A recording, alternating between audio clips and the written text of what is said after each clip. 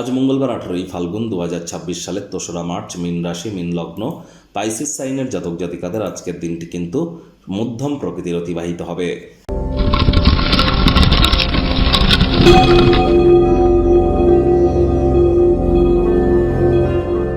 ভিডিওটির শুরুতেই স্ক্রিনে আপনারা দেখতে পাচ্ছেন নবগ্রহ বীজ মন্ত্র।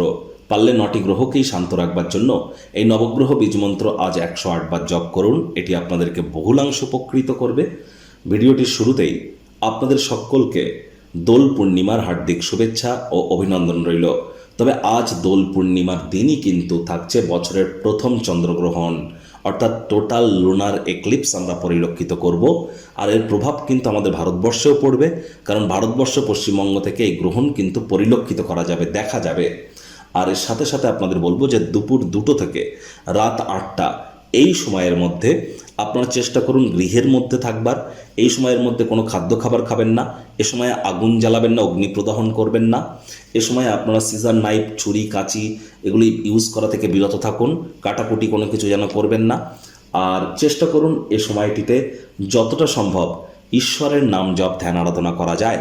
যদি আপনারা দীর্ঘদিন ধরে কোনো প্রকার রেমেডি, প্রতিকার, মন্ত্র, যন্ত্র, তন্ত্রা এগুলি প্রয়োগ করছেন নিজের উপরে, এবং এর সাথে কোনো ম্যানিফেস্টেশন, ল অফ অ্যাট্রাকশন বা এই ধরনের সাউন্ড ভাইব্রেশনের কাজ করছেন, তাহলে আজকের দিনটিতে গ্রহণ চলাকালীন সময় গুরুমন্ত্র বা এই ধরনের জিনিসপত্র আপনারা বেশি বেশি করে জপ করুন। বিগত 10 বছর ধরে জপ করে বা আপনারা প্র্যাকটিস করে যে ফলাফল প্রাপ্তি করেছেন, আজ কিন্তু এই গ্রহণ চলাকালীন সময় করতে পারলে সেই 10 বছরের থেকেও অতিরিক্ত আপনারা কিন্তু প্রভাব আপনাদের উপরে আপনারা পরিলক্ষিত করতে পারবেন। ভাগ্যমিটার আজ আপনাদের বলছে 7.5 আউট অফ 10 ভাগ্য আপনাদের অনুকূলেই থাকবে।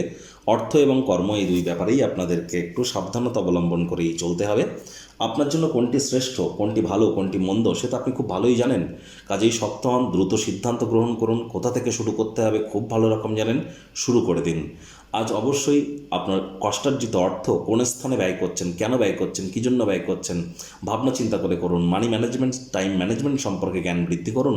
তা নাহলে আগত সময় কিন্তু আর্থিক সংকটের সম্মুখীন আপনারা হতেই পারেন। চাকরিজীবীদেরও কিন্তু অফিসে কম কথা বলে কাজ বেশি করতে হবে। মনের থেকে মস্তিষ্ককে বেশি দাম দিতে হবে। কোনো প্রকার অফিস পলিটিক্স বা গসিপিংয়ের অংশ যেন হবেন না। বসের কিন্তু কুনজরে আপনারা পড়ে যেতে পারেন। রাজনীতিবিদ যারা আছেন জনসংযোগ বৃদ্ধি করুন। হার্ডওয়ার্ক, কঠোর কায়িক পরিশ্রমের কোনো বিকল্পই কিন্তু নেই। শিক্ষার্থী বিদ্যার্থীদেরও পড়াশোনায় মনোযোগ আরও বৃদ্ধি করবার দিন। তবে উচ্চশিক্ষার জন্য যারা বিদেশ যাত্রার কথা ভাবছিলেন, ভাগ্যদেবী আজ আপনাদের পক্ষেই আছেন। সন্তান সন্ততি থেকে থাকলে তারাও তাদের কৃতিত্বের দ্বারা আপনাদেরকে গর্বিত অনুভব করাবে। হাউস ওয়াইফদের জন্য দিনটি এক প্রকার বেশ। প্রেমিক প্রেমিকা, স্বামী স্ত্রী দিনটিকে যতটা সম্ভব রোম্যান্টিক করে তোলা যায় সেই প্রচেষ্টাই তো আপনাদের জারি রাখা উচিত। অবিবাহিতদেরও বিবাহের যোগ কিন্তু পরিলক্ষিত হচ্ছে। যারা প্রেমে পড়েননি তাদের জীবনে স্বপ্নের নারী বা পুরুষের আগমন আজ কিন্তু হতেই পারে। একটু প্রচেষ্টা আপনাদেরকেও করতে হবে। শত্রুপক্ষ, বিরোধী পক্ষ আজ কিন্তু খুব একটি শক্তিশালী থাকছে না। আজ অবশ্যই আপনার ধর্মনিষ্ঠ পবিত্র ভালোবাসার অভিজ্ঞতা অর্জন করবেন। বন্ধুবান্ধবদের সাথে সন্ধ্যাবেলার সময়টিতে আকর্ষণীয় কোনো কিছু পরিকল্পনা করুন, তাহলে দেখবেন দিনটি উজ্জ্বল থেকে উজ্জ্বলতর হবে আপনাদের জন্য। অবসরকালীন সময়ে অবশ্যই মন্দির, মসজিদ, গুরুদ্বারা ভ্রমণ করুন। আধ্যাত্মিক কর্তাকর্ত্রীদের সংস্পর্শে যান।